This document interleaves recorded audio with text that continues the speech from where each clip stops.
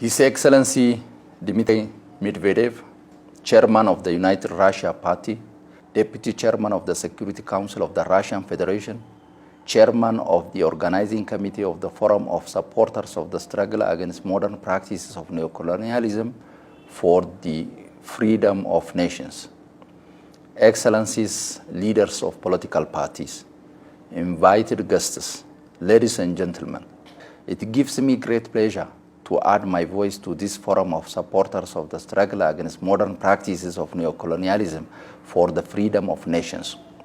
It is indeed befitting that we are today reflecting on the need to join hands in our common struggle against modern practices of neocolonialism. Our common goal should ultimately be ensuring the much needed political space that we require to charter our development path independently. Our continent, Africa, has unfortunately remained subjected to colonialist and neo-colonialist tendencies. Ethiopia, fortunately, remained an ancient and free state in Africa and the oldest continuously independent country on the continent. It has always stood as a symbol of African political aspirations. Our proud history and unwavering commitment demonstrate that we have stood for African freedom, independence, dignity, and self-respect. However, this independence is not without sacrifice. Italy has attempted to colonize Ethiopia. Against all odds, the Ethiopians defeated the Italian army in one of the greatest battles in the history of Africa, the Battle of Adwa in 1896. The Ethiopian victory at Adwa blew apart the theoretical rationale that the colonial policy used to legitimize its actions. The Adwa victory shattered the myth of European invincibility and superiority. Again, Italy attempted to colonize Ethiopia and avenge its earlier defeat. We have not forgotten the excruciating experience we had to suffer when war was waged against Ethiopia. We remember how trustingly we placed our faith in the good intentions of the League of Nations and how that trust was betrayed, because the leading nations within the League used the organization as an instrument of vacillation to cover their acceptance of Italy's imperialism. His Excellency Dmitry Medvedev, Excellencies, ladies and gentlemen, as we speak today, the legacy of colonialism has cast a long shadow over the continent, with neo-colonial practices posing significant obstacles to sustained socio-economic growth and self-determination. We still struggle to pursue preferred development paths without interference from neo-colonial actors.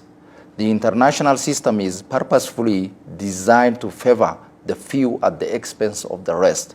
The intricate dynamics of neo-colonial control in Africa have been demonstrated in the form of economic dominance, political interference, cultural subjugation, and power imbalances.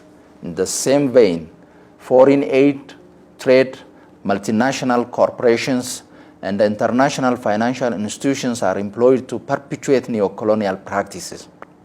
These means and mechanisms enable the former colonial powers to exert indirect influence over Africa's economic and political landscape, impeding genuine progress.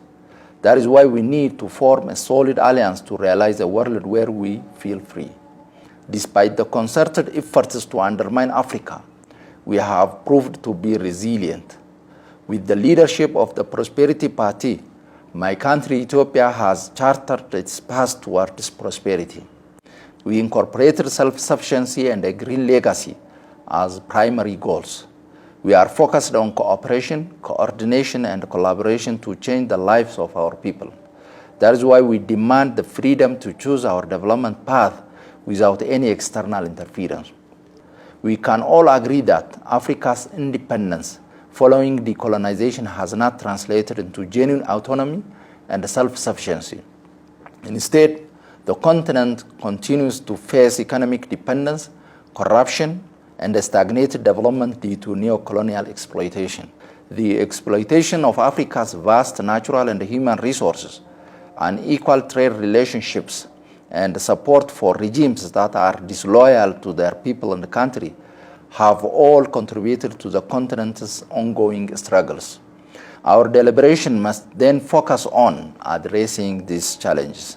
We need to promote fair trade practices, empower nations to regain control over their resources and economies, promote regional integration and cooperation, strengthen governance and institutions, and foster a more equitable global economic order.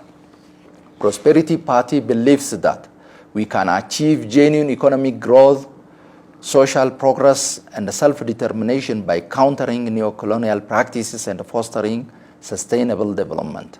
Acknowledging the complex web of neo-colonial dynamics is crucial for formulating effective strategies and policies to dismantle structures that impede development. The Prosperity Party and the government of Ethiopia are ready to collaborate with like-minded political parties and governments in the formulation of a fair and just international system where we all feel free to pursue our path to prosperity. We must continue to engage regularly until we overcome the challenges of neo-colonialism and become a society of truly free nations. I thank you.